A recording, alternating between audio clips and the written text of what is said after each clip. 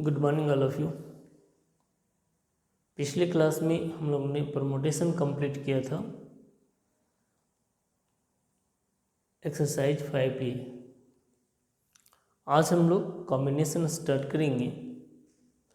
तो हेडिंग लिखते हैं कॉम्बिनेशन। Combination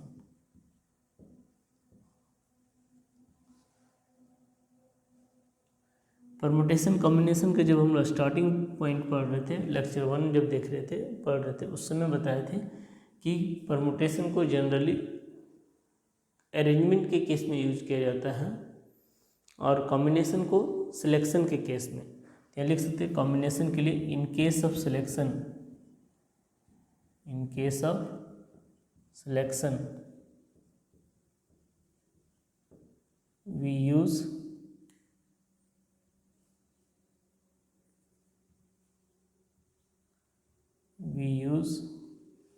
combination. सिलेक्शन के केस में क्या करते हैं? कॉम्बिनेशन का यूज करते हैं। Combination is denoted by, combination is denoted by C. Combination को डिनोट किससे करेंगे? सी से। जैसे यहाँ लिखते हैं कि if R object will be selected from an object then possible selection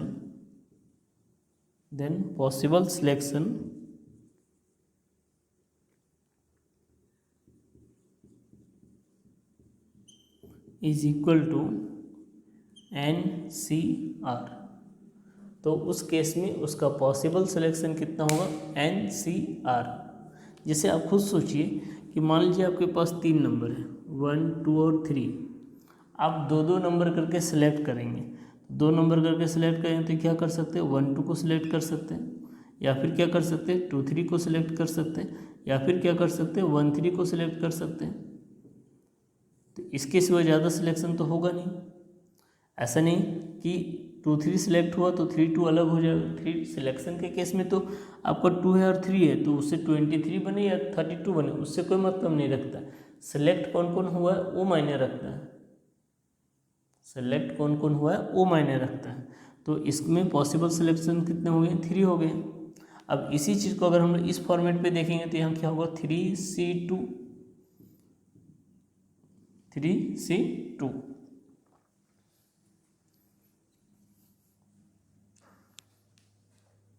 यहाँ पे n ऑब्जेक्ट में से अगर r ऑब्जेक्ट को सिलेक्ट करते हैं तो उसका फॉर्मेट क्या बनेगा? NCR फॉर्मेट बनेगा, NCR। और इसका फार्मूला क्या हो जाएगा? फार्मूला हो जाएगा NCR बराबर n factorial divided by n minus R factorial into R factorial. NCR का फार्मूला क्या हो जाएगा? n factorial divided by n minus R factorial into R factorial. अब हम लोग यहाँ पे लिख सकते हैं कि NCR this is equal to n factorial divided by n minus R factorial into 1 by R factorial. मतलब NCR इक्वल टू क्या होगा? NPR into 1 by R factorial. कि हम लोग को पता है कि n फैक्टोरियल बटा n माइनस आर फैक्टोरियल किसका रिजल्ट होता है? NPR का रिजल्ट होता है। NPR का रिजल्ट होता है। यानी ये कह सकते हैं कि NPR is always greater than NCR। Permutation का रिजल्ट हमेशा ज़्यादा होगा किससे? कॉम्बिनेशन से। परमुटेशन का रिजल्ट ज़्यादा होगा किससे? कॉम्बिनेशन से। अब अगर हम लोग यहाँ पे लिखते हैं कि एन पी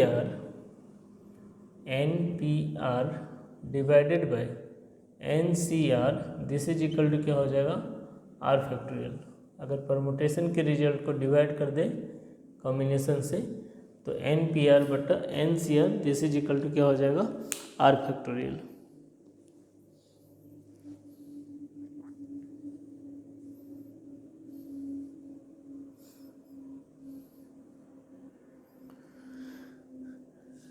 अब हम लोग यहाँ पे देखते हैं कुछ फार्मूला या कुछ रिजल्ट, सम इम्पोर्टेंट रिजल्ट।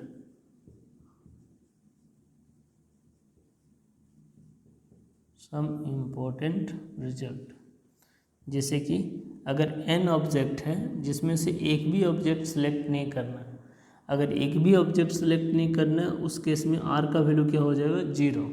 तो इसका रिजल्ट क्या होगा, n factorial bye n minus 0 का फैक्टोरियल इंटू 0 का फैक्टोरियल।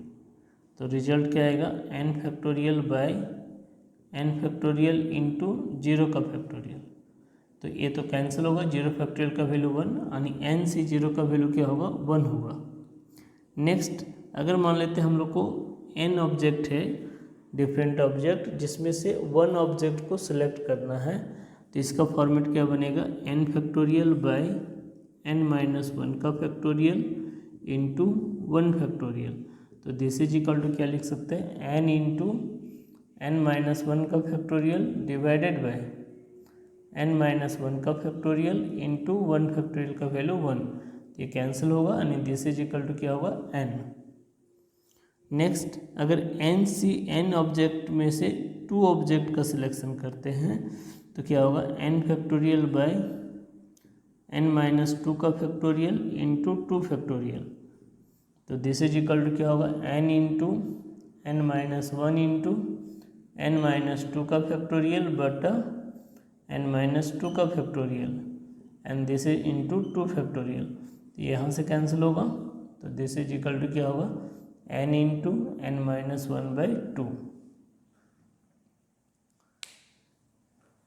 एक बात आप ये भी देख सकते हैं कि जैसे अभी हम लोग एन सी 0 निकाले तो कितना आया, 1। एन सी 0 निकालें तो कितना आया, 1। अगर हम लोग एन सी एन निकालते हैं, एन सी एन निकालते हैं तो ये क्या होगा, N factorial by N minus N factorial into N factorial. तो दिस इज इक्वल टू क्या होगा, N factorial by 0 factorial into N factorial and this is equal to N factorial कटेगा तो क्या आ जाएगा, 1। यानी दैट इज क्या कह सकते हैं, दैट इज कह सकते हैं कि जो वैल्यू एन सी 0 का हो रहा है वही same value N C N का हो रहा है, और दोनों का वैल्यू किसके बराबर, 1 के बराबर। N C 0 this is equal to N C N this is equal to 1। Next हम लोग लिख सकते हैं कि अगर एन सी 1 को सॉल्व किए तो एन आया, तो अब सोचिए एन सी एन माइनस 1 को अगर सॉल्व करते, इधर आर का वैल्यू क्या बनाया, 1, इधर आर का वैल्यू क्या बना रहे, एन माइनस 1। तो दिस इज इक्वल टू क्या होगा, N factorial by N minus 1 का फैक्टोरियल इंटू एन माइनस 1 का फैक्टोरियल। तो रिजल्ट क्या आ जाएगा, एन फैक्टोरियल बाई, इसको सिंप्लीफाई करेंगे तो एन माइनस एन प्लस 1 का फैक्टोरियल इंटू एन माइनस 1 का फैक्टोरियल। तो क्या आ जाएगा, एन इंटू एन माइनस 1 का factorial divided by, A N से एन कैंसिल होगा तो यहाँ 1 फैक्टोरियल आएगा और इंटू एन माइनस 1 का फैक्टोरियल, तो यहाँ से कटेगा। फाइनली ये कह सकते हैं कि N C N minus 1, N C N minus 1 N C N minus 1 this is equal to N, यानी दैट इज ये कह सकते हैं कि N C 1 is equal to N C N minus 1, N C 1 this is equal to N C N minus 1 and this is equal to N. That is अगर general result इस पे बनाया जाए तो हम लोग ये कह सकते हैं कि if N C X is equal to N C Y, अगर by the way N C X का वैल्यू एन सी वाई के बराबर हो तो देयरफॉर ये कह सकते हैं कि X plus Y this is equal to N. उस केस में एक्स प्लस वाई का जो समेसन होगा वो किसके बराबर होगा, एन के बराबर होगा, एक्स प्लस वाई का समेसन। नेक्स्ट पॉइंट में हम लोग ये बात कर सकते हैं कि if R object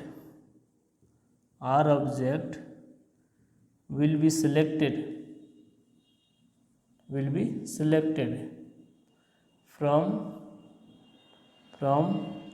an object in which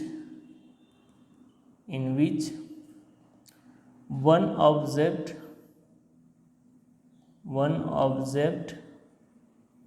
is always selected,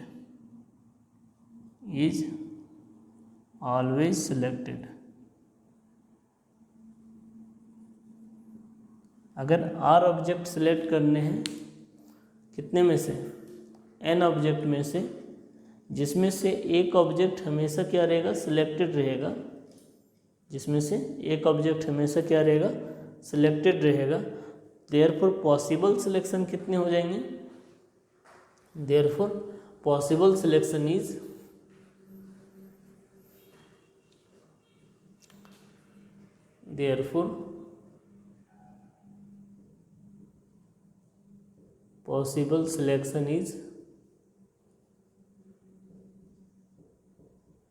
जिससे एन ऑब्जेक्ट टोटल था और आर ऑब्जेक्ट सेलेक्ट करना है, कंडीशन क्या बना रहा है कि वन ऑब्जेक्ट हमेशा सेलेक्टेड रहेगा, तो पॉसिबल सिलेक्शन हो जाएगा N minus one C R minus one.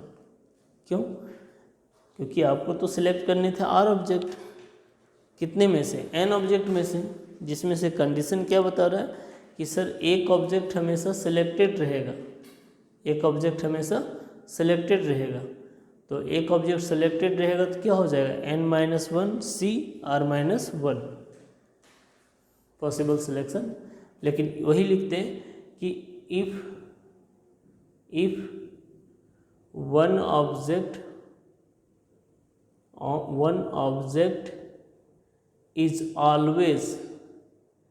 is always not selected। आप इस बात को समझिए कि one object is always not selected कहने का मतलब हो गया कि अगर मान लीजिए 5 ऑब्जेक्ट में से 3 ऑब्जेक्ट का सिलेक्ट करना है, जिसमें से ये पहले से डिसाइड है कि 5 में से एक ऑब्जेक्ट ऐसा है जिसको कभी भी सिलेक्ट नहीं करना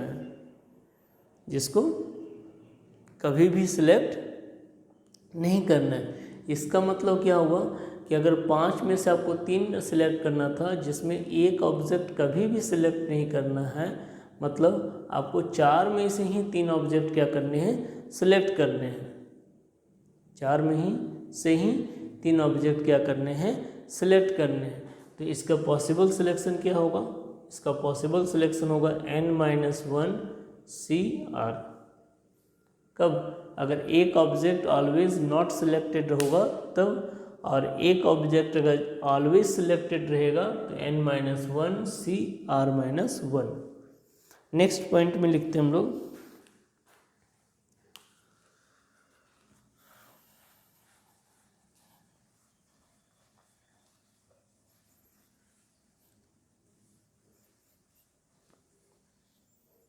नेक्स्ट पॉइंट में लिखते हैं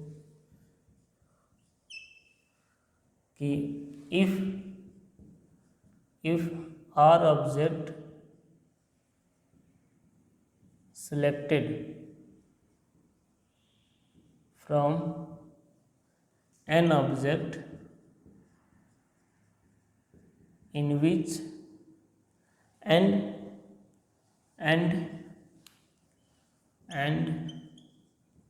selected objects will be arranged, then possible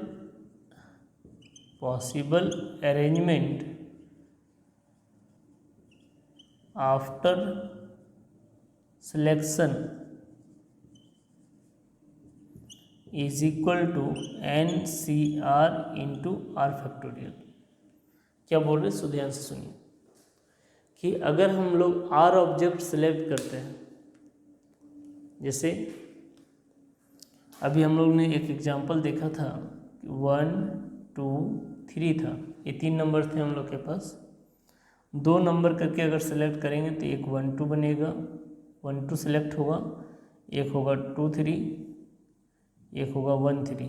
possible selection कितने हो जाएंगे, 3। लेकिन जो सिलेक्टेड ऑब्जेक्ट है अगर उसे अरेंज किया जाए तो इसकी 2 पॉसिबिलिटी होगी, एक 1 2 और एक 2 1 अरेंजमेंट में। इस 2 3 अगर सिलेक्ट हो तो इसका अरेंजमेंट क्या होगा, 2 3 हो सकता है और 3 2 हो सकता है। और 1 3 है तो 1 3 होगा और एक 3 1 होगा, तो उसका टोटल अरेंजमेंट कितना हो जाएगा, 6 हो जाएगा। 2 2 2 6 हो जाएगा। तो देखिए हम लोग सिलेक्शन के केस में कितना हुआ था, 3C2। अच्छा, 2 ऑब्जेक्ट सेलेक्ट हुए हैं और उसी को अरेंज करना है तो इंटू कितना, 2 फैक्टोरियल, 3C2 इंटू 2 फैक्टोरियल। अब इसको सॉल्व कीजिए तो कितना हो जाएगा, 3 फैक्टोरियल बाई 3 माइनस 2 यानी 1 फैक्टोरियल इंटू 2 फैक्टोरियल। तो 3 फैक्टोरियल का, अच्छा इंटू 2 फैक्टोरियल यहाँ भी आएगा, तो ये 2 फैक्टोरियल से 2 फैक्टोरियल कैंसिल और 3 फैक्टोरियल का वैल्यू 6। यानी सिलेक्टेड ऑब्जेक्ट को अरेंज करने की तरीका कितने हो जाएंगे, 6। कितने ऑब्जेक्ट में से, 3 ऑब्जेक्ट में से, जिसमें सिलेक्ट कितने किए, 2 ऑब्जेक्ट, और जो सिलेक्ट हुआ उसी को क्या करना है, अरेंज करना है। तो वही बात यहाँ पे लिखे हुए हैं कि अगर हम लोग R ऑब्जेक्ट सेलेक्ट करते हैं, कहाँ से, अगर हम लोग R ऑब्जेक्ट सेलेक्ट करते हैं कहाँ से, N ऑब्जेक्ट से, and selected object will be arrange. अगर सेलेक्टेड ऑब्जेक्ट को अरेंज करते हैं देन पॉसिबल अरेंजमेंट क्या हो जाएगा, NCR हो गया सिलेक्शन के लिए, और R फैक्टोरियल क्यों लगा रहे हैं, क्योंकि जो सिलेक्टेड ऑब्जेक्ट है उसी ऑब्जेक्ट को क्या कर रहे हैं, अरेंज कर रहे हैं, अरेंजमेंट कर रहे हैं। ठीक है, तो NCR इंटू क्या हो जाएगा, R factorial.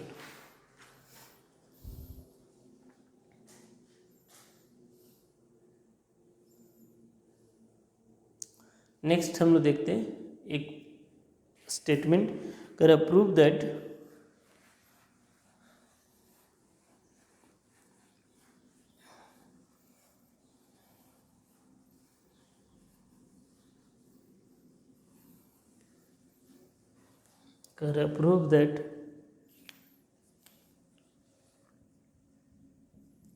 prove that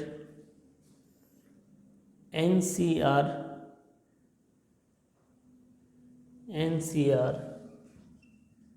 this is equal to NCN minus R, ये प्रूव करना। तो कुछ करना नहीं, दोनों साइड हम लोग कॉम्बिनेशन का जो फॉर्मूला था उसे यूज़ कर लेंगे।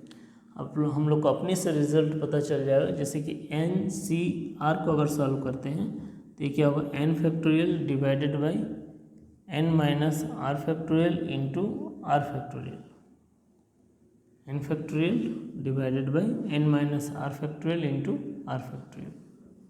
ये वैल्यू किसका बन जाएगा, NCR का। वही अगर NCN माइनस R का देखते हैं तो ये क्या होगा, N factorial divided by N minus N plus R का factorial into N minus R का फैक्टोरियल। तो जब हम लोग इसको सिंप्लीफाई करेंगे तो क्या हो जाएगा, N फैक्टोरियल, N से N कैंसिल, यानी क्या आ जाएगा, R factorial into N minus R का फैक्टोरियल। यानी दैट इज़ क्या कह सकते हैं, दैट इज़ कह सकते हैं कि NCN माइनस R का वैल्यू भी वही रिजल्ट आ रहा है जो NCR का आ रहा था। तो देयरफॉर ये कह सकते हैं कि NCR this is equal to NCN minus R। NCR का जो वैल्यू होगा वो NCN माइनस R के बराबर होगा।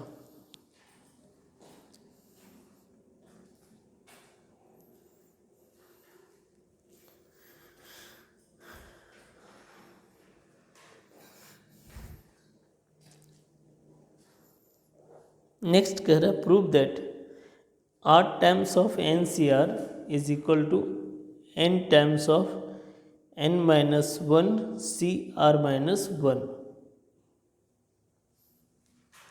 नेक्स्ट कह रहा है प्रूव दैट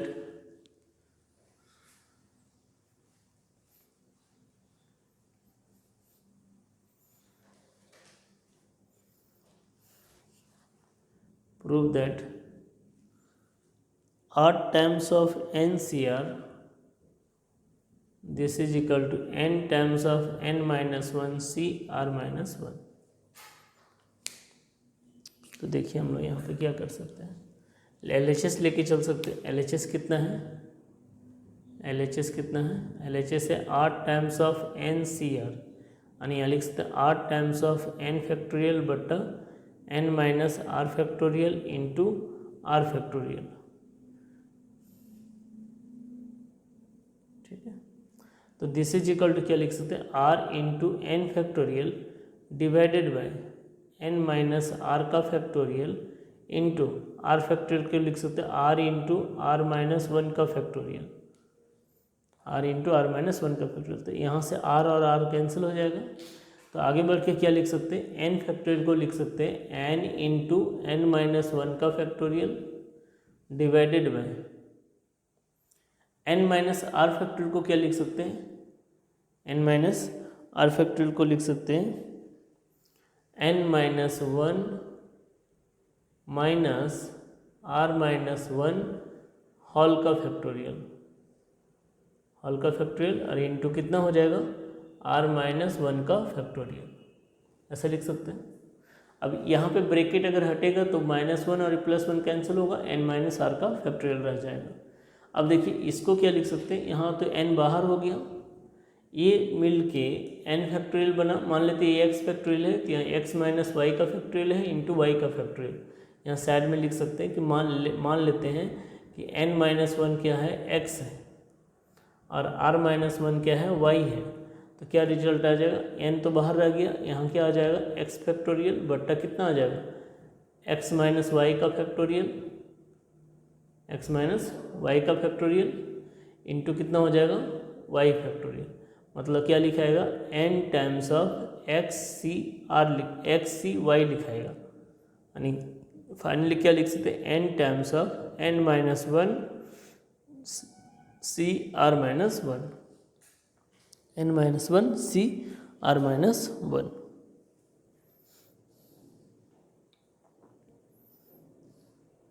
इसी टाइप से एक और रिजल्ट प्रूव कर सकते हैं, प्रूव दैट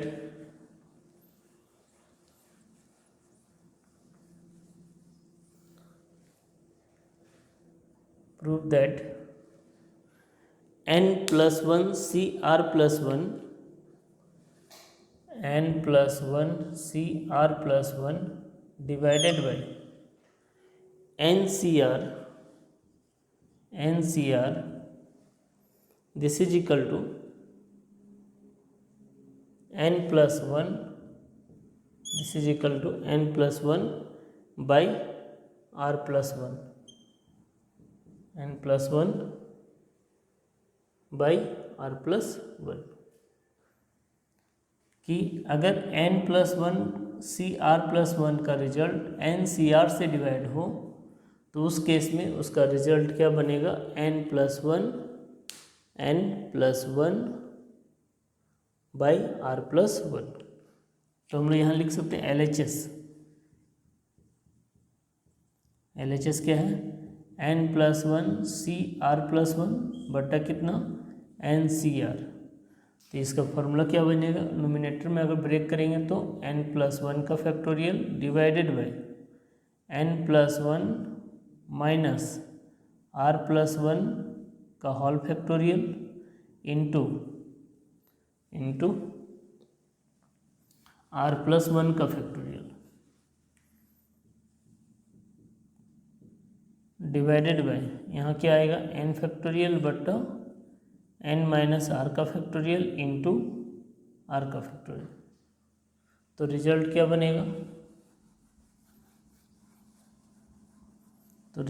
बनेगा, this is equal to n plus 1 factorial को लिख सकते हैं n plus 1 into n factorial divided by, इसको सिंप्लीफाई करेंगे तो 1 माइनस 1 कैंसिल, यानी यहाँ क्या आ जाएगा, n माइनस r का फैक्टोरियल इंटू r प्लस 1 का factorial whole divided n factorial by कितना, n माइनस r का फैक्टोरियल इंटू r फैक्टोरियल, ऐसा लिख सकते हैं।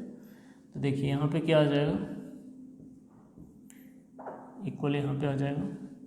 अब क्या होगा कि यहाँ से n फैक्टोरियल कटेगा, n माइनस आर फैक्टोरियल यहाँ से कटेगा, तो क्या रिजल्ट बन गया, ऊपर में बन गया n+1 बटा r+1 का फैक्टोरियल, मतलब r+1 इंटू आर का फैक्टोरियल, और ये रिवर्स होके क्या हो जाएगा r फैक्टोरियल बटा 1, तो यहाँ से r फैक्टोरियल भी कट जाएगा, तो रिजल्ट क्या आ जाएगा n+1 बटा r+1।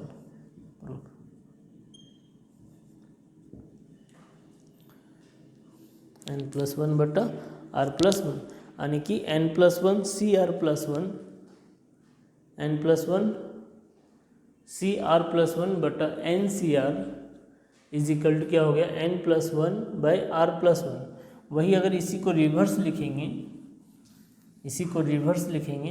जैसे क्या NCR बटा n+1 CR+1 बराबर क्या हो जाएगा r+1 बटा n+1, NCR बटा n+1 CR+1 का रिजल्ट क्या आ जाएगा r+1 बटा n+1।